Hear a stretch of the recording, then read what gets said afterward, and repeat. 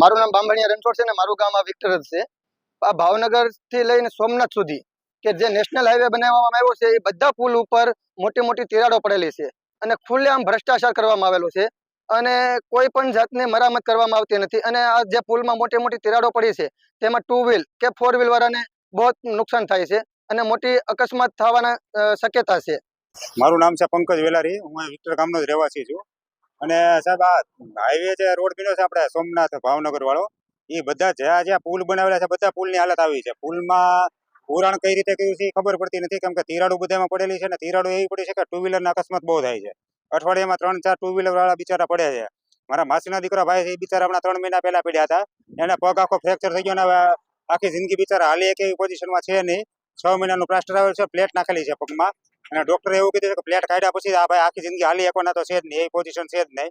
એટલે આ તંત્રની બેદરકારી બહુ છે. નેશનલ હાઈવે ઓથોરિટી વાળા થોડુંક ધ્યાન આપે અને આ પુલને રિપેરિંગનું થોડું કામ કરાવે ને બધા પુલની હાલત આવી છે.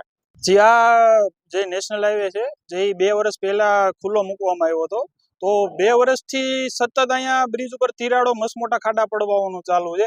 આમ તમે જાઓ તો સોમનાથ આવેલું છે ને આમ સીધું ભાવનગર સુધી આ તમે જ્યાં રસ્તા ઉપર કે બ્રિજ ઉપર જશો મસ્ત મોટી તિરાડો જોવા મળે છે.